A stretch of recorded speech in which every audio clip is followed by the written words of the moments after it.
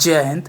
साथियों, नैनपुर जंक्शन जो संपूर्ण महाकौशल अंचल का केंद्र बिंदु बनते जा रहा है, खासकर उत्तर से दक्षिण भारत को सबसे कम दूरी कम समय में जोड़ने वाला रेल मार्ग उपलब्ध करा रहा है। साथियों, अब जबलपुर नैनपुर बालाघाट गोंदिया बल्लारशाह रेल मार्ग के दोहरीकरण के साथ ही नैनपुर जंक्शन को पिटलाइन की सौगात मिलने जा रही है। नैनपुर जंक्शन का स्वरूप बदलने जा रहा है। चलिए आप लोगों को बताते हैं संपूर्ण जानकारी, लेकिन उससे पहले हमारे YouTube चैनल को पहली बार देख रहे हो तो अभी सब्सक्राइब जरूर कर लीजिएगा। चलिए वीडियो शुरू करते हैं। साथियों, 15 सितंबर को दक्षिण पूर्व मध्य रेलवे के महाप्रबंधक तरुण प्रकाश का पहला दौरा निरीक्षण नैनपुर में आगमन हुआ, जिसका मुख्य उद्देश्य यही था नैनपुर में पिटलाइन के निर्माण स्थल का निरीक्षण व रेल मार्ग के दोहरीकरण के लिए रूट का निरीक्षण करना।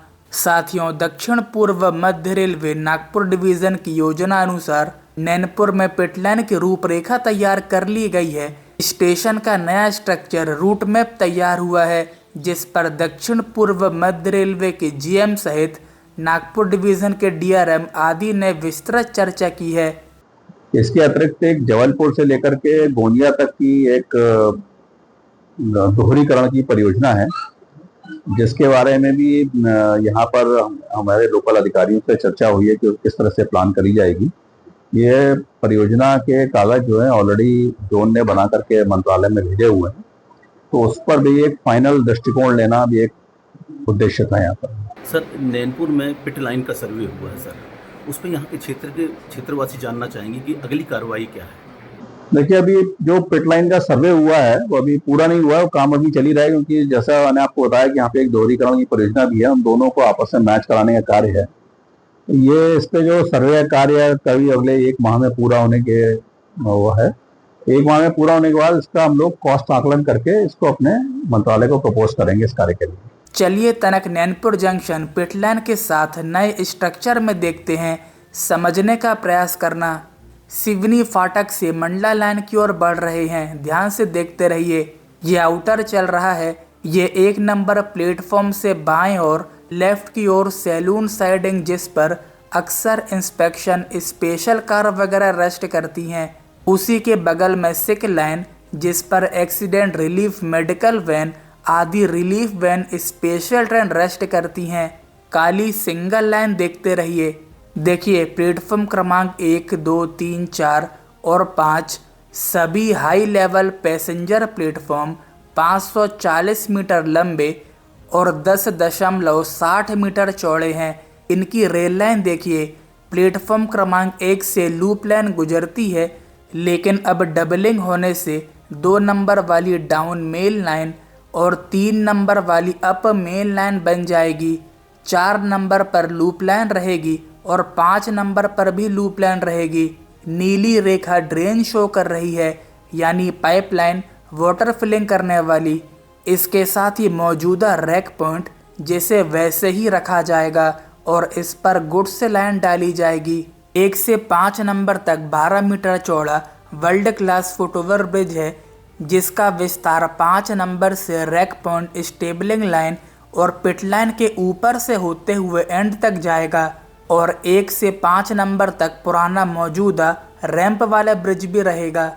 अब देखिए नैनपुर जंक्शन की पिट लाइन जो ट्रेनों की वॉशिंग के लिए साथ ही छोटी छोटी ट्रेन मेंटेनेंस के लिए उपयोग होती है। स्टेबलिंग लाइन ट्रेनों को वॉशिंग और मेंटेनेंस में जाने के लिए वेटिंग में और पूरी तरह रेडी हो जाने के बाद ट्रेनें खड़ी रखने के लिए उपयोग होती है। साथियों, नैनपुर में 3 पिट लाइन का निर्माण होगा और 2 स्टेबलिंग लाइन का निर्माण होगा। 2 पिट लाइन 722.64 मीटर लंबी और 1 पिट लाइन 475 मीटर लंबी रहेगी और 2 स्टेबलिंग लाइन 722.640 मीटर लंबी रहेंगी। इसके साथ ही पिट लाइन और स्टेबलिंग लाइन के बीच 2 लाइन और दिख रही हैं, उन्हें हालांकि अभी डिनोट नहीं किया गया है। साथियों, इन लाइनों का गुड्स रैक पॉइंट से लगकर विस्तार होगा, यानी बीच में कोई गैप नहीं। इसका मतलब समझे, 5 नंबर के बाद रैक पॉइंट, उसके बाद स्टेबलिंग लाइन उसके बाद पिट लाइन, उसके आगे और उसके आगे कॉलोनी की रोड शुरू होगी, खत्म। यानी भविष्य में प्लेटफॉर्म क्रमांक 6, 7, 8 नंबर निकालना हुआ तो जगह ही नहीं होगी। इस तरह से आगे के रास्ते ही बंद कर दिए। चलिए 6 और 7 नंबर फिर भी पॉसिबल हो सकेंगे। ट्रैक पॉइंट को मॉडिफाई करके हाई लेवल पैसेंजर प्लेटफॉर्म निकल जाएगा, एक आधा स्टेबलिंग लाइन शिफ्ट हो जाएगी। लेकिन क्या सिर्फ 7 प्लेटफॉर्म ही रहेंगे? आगे भी विस्तार होगा। साथियों, हम विस्तार इसलिए सोच पा रहे हैं क्योंकि देखिए, पिट लाइन के बाद बहुत जगह है, समतल जमीन उपलब्ध है। चौड़ाई में हम सिवनी फाटक की दिशा में विस्तार नहीं कर सकते। वहां से वार्ड नंबर 10 लगता है भारी रेसिडेंशियल एरिया है। इसीलिए भविष्य में जो भी विस्तार होंगे वो तालाब की दिशा में संभव होंगे। सवाल है, क्या पिट लाइन थोड़ी और दूरी में बन सकती थी? क्योंकि ये आज समझ नहीं आ रहा, लेकिन 10-15 साल बाद यही बात होगी। एक बार देखिए सिवनी फाटक वाला आउटर, यहाँ पर पिट लाइन, स्टेबलिंग लाइन, इनकी लूप लाइन से इंटरलॉकिंग हो रही है और मौजूदा टावर वैगन शेड भी डिसमेंटल किया जाएगा, हटा दिया जाएगा। और इसके पीछे पूरा रेसिडेंशियल है, वार्ड नंबर 10 लग रहा है। फिलहाल नैनपुर जंक्शन में पिट लाइन होने से ट्रेनों की साफ सफाई आदि हो सकेगी। इसके साथ ही कोचिंग डिपो, जिससे ट्रेनों की प्राइमरी मेंटेनेंस भी नैनपुर में हो सके, इसके लिए बातें तो हो रही हैं, लेकिन रेलवे की फिलहाल कोई योजना नहीं दिखाई दे रही। दोहरीकरण के साथ ही कोचिंग डिपो भी मिल जाता तो नैनपुर पूरी तरह से सक्षम होता। बहुत सी लंबी लंबी दूरी की ट्रेनों के संचालन के लिए ट्रेनें यहाँ से बनती खत्म होती। जबलपुर व गोंदिया का भार भी कम हो सकता था। हालांकि यह दबाव मंडलापुर रेलवे स्टेशन के द्वारा भी कम किया जा सकता है। जब तक आगे रेलवे लाइन डिंडोरी, अमरकंटक, उमरिया या रायपुर से नहीं जुड़ जाती, तब तक मंडलापुर विकसित टर्मिनल के रूप में ट्रेनों का संचालन कर सकता है। साथियों, जबलपुर गोंदिया बल्लारशाह रेल मार्ग का दोहरीकरण किस प्रकार होगा? देखिए, गोंदिया बल्लारशाह रेलखंड प्रथम चरण में दोहरीकरण को 4 अप्रैल को स्वीकृति मिल चुकी है। रेल मंत्री ने क्या बताया है, देखिए। महाराष्ट्र में गोंदिया बल्लारशाह प्रोजेक्ट की रेलवे लाइन की डबलिंग, ये भी बहुत बड़ा प्रोजेक्ट है, 240 किलोमीटर्स का। और महाराष्ट्र में अगर आप देखो, नॉर्थ ऊपर गोंदिया जबलपुर, आगे अयोध्या जी की तरफ ये रूट जाता है, राइट। ये रूट बड़ी एक एक्सिस है, बहुत बड़ी आर्टरी है, all the way from north to south. इस आर्टरी में 2 सेक्शंस ऐसे थे जो अभी भी सिंगल लाइन थे। एक सेक्शन आज कवर हो गया है गोंदिया से लेके बल्लारशाह तक, और एक सेक्शन आगे जबलपुर से ऊपर वाला सेक्शन, उसका डीपीआर बन रहा है। तो इससे कंप्लीट नॉर्थ से साउथ तक का अपने डबल लाइन हो जाएगी, कैपेसिटी बहुत बढ़ेगी। प्रोजेक्ट ऑलरेडी चल रहा है वर्षा से गढ़चिरौली की रेल कनेक्टिविटी का। Because of this project significant यहाँ पे इकोनॉमिक एक्टिविटी बढ़ेगी इस पूरे एरिया में। इस लाइन के डबलिंग से 2 फायदे होंगे। एक तो नॉर्थ से साउथ का जो पैसेंजर का मूवमेंट है वो फास्ट होगा। सेकंड, जो छत्तीसगढ़, उड़ीसा और झारखंड, यहाँ से जो मूवमेंट होता है कार्गो का, वो कार्गो का मूवमेंट साउथ इंडिया की तरफ फास्ट होगा। 4,819 करोड़ रुपीस का प्रोजेक्ट है। नॉर्दर्न और सदर्न स्टेट्स को कनेक्ट करने का है। बहुत सारे इसमें टूरिस्ट अट्रैक्शंस हैं, नगजीरा सेंचुरी, नावेगांव नेशनल पार्क, और पूरे विदर्भ और मराठवाड़ा रीजन में इसका बेनिफिट मिलेगा। और तेलंगाना के भी बहुत सारे एरियाज को इसका बेनिफिट मिलेगा। गोंदिया, भंडारा, गढ़चिरौली और चंद्रपुर 4 जिले हैं। इन 4 में से 2 एस्पिरेशनल डिस्ट्रिक्ट्स भी हैं, उन सबको इसका बेनिफिट मिलेगा। बड़ा प्रोजेक्ट है, 29 स्टेशन है, 36 ब्रिजेज हैं, 338 माइनर ब्रिजेज हैं, इसमें 67 अंडरपासेज हैं, 240 किलोमीटर रूट लेंथ है, 268 किलोमीटर ट्रैक लेंथ है। एडिशनल कैपेसिटी बढ़ेगी कार्गो के लिए, मेल एक्सप्रेस पैसेंजर ट्रेन के लिए, और ये 2.5 करोड़ पेड़ लगाने के बराबर है। साथियों, जबलपुर सांसद आशीष दुबे द्वारा लोकसभा में रेल मंत्रालय, रेल सूचना एवं प्रसारण तथा इलेक्ट्रॉनिक एवं सूचना प्रौद्योगिकी मंत्री अश्वनी वैष्णव से अतारांकित प्रश्न पूछा, क्या जबलपुर से रेलवे नेटवर्क की सेवाओं का विस्तार किया गया है, उसका ब्यौरा क्या है? जिस पर 27 जुलाई को रेल मंत्रालय द्वारा उत्तर दिया गया। देखिए, गोंदिया जबलपुर लाइन 231 किलोमीटर का दोहरीकरण 4,671 करोड़ की अनुमानित लागत वाली विस्तृत परियोजना रिपोर्ट तैयार की गई है।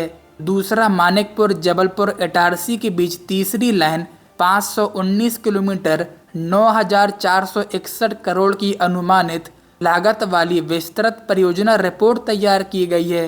विस्तृत परियोजना रिपोर्ट तैयार होने के बाद परियोजना की स्वीकृति के लिए राज्य सरकारों सहित विभिन्न हितधारकों के साथ परामर्श और नीति आयोग, वित्त मंत्रालय आदि के मूल्यांकन जैसे आवश्यक अनुमोदन की आवश्यकता होती है। साथियों, नया डीपीआर तो तैयार हो गया है, अब केवल स्वीकृति मिलने की औपचारिकता बची हुई है।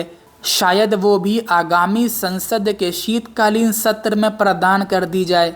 दूसरी लाइन जबलपुर के कचपुरा से नैनपुर बालाघाट होकर गोंदिया के बीच बिछाई जाएगी, जो वर्तमान रेल मार्ग के लगभग समांतर ही होगी।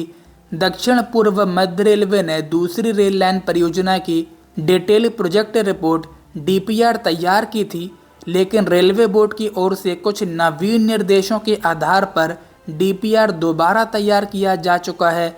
अब पुनः डीपीआर प्रेषित किए जाने के साथ ही उसे रेलवे बोर्ड की स्वीकृति प्राप्त होना लगभग तय माना जा रहा है। रेलवे बोर्ड से अनुमति प्राप्त होते ही इस रेलखंड पर दूसरी रेल लाइन का निर्माण कार्य आरंभ कर दिया जाएगा।